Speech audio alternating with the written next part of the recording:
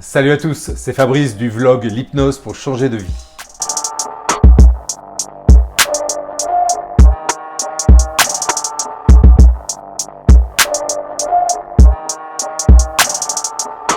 Eh oui, c'est ma rencontre avec l'hypnose qui m'a permis de faire un 180 degrés dans ma vie. J'aurais bien aimé savoir tout ça bien avant, je vais vous faire gagner du temps.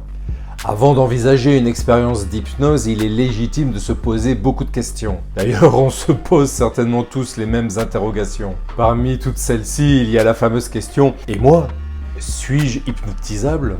Effectivement, on peut être dubitatif en observant par exemple un spectacle d'hypnose, pendant lequel l'hypnotiseur du spectacle fait monter sur scène un certain nombre de personnes du public et qui, au cours des toutes premières expériences, élimine les sujets qui paraissent les plus résistants à l'hypnose. En réalité, tous ces gens sont hypnotisables, ils entrent simplement moins rapidement dans ces états modifiés de conscience. À la différence des autres personnes qui, elles, sont gardées sur scène pour faire le spectacle. On comprend bien que l'hypnotiseur de music hall doit enchaîner rapidement les expériences afin d'insuffler du rythme à son spectacle et ne pas lasser son public. Ainsi, il lui faut systématiquement éliminer les sujets les moins réceptifs, toutes ces personnes qui le ralentiraient et lui demanderaient plus d'efforts. Imaginez s'il faisait son spectacle avec tout le monde sans cette sélection. Il ferait le même spectacle, mais ça serait beaucoup plus long et ennuyeux pour le public. En vérité, nous sommes tous hypnotisables, certains le sont plus rapidement, ont plus de prédispositions. Pour rassurer les personnes qui viennent me voir dans mon cabinet, je leur explique pour les mettre à l'aise. Vous savez, je me mets à votre place. Venir dans un lieu inconnu, avec un inconnu, pour une pratique inconnue, ça fait quand même 3 inconnus. En mathématiques, c'est un peu compliqué à gérer pour le cerveau, 3 inconnus.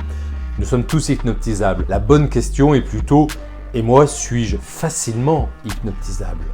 L'hypnose est un état naturel que nous vivons quotidiennement sans le savoir. Lorsque nous lisons un bon roman qui nous captive, quand nous sommes absorbés dans une activité artistique, sportive, mais aussi quand nous réagissons aux scènes d'un film qui nous fait sursauter, rire, pleurer, alors que ce n'est que du cinéma sur un écran plat. L'état d'hypnose est un état d'attention différente dans l'instant présent. C'est une qualité de vigilance particulière qui ouvre à une écoute différente. La publicité l'a bien compris, n'est-ce pas? Je dis ça, je dis rien. Alors, au contraire, lorsque nous savons choisir librement nos propres suggestions, en thérapie ou en auto-hypnose, tout cela revêt un intérêt particulièrement attractif et gratifiant. Et alors là, ça devient intéressant.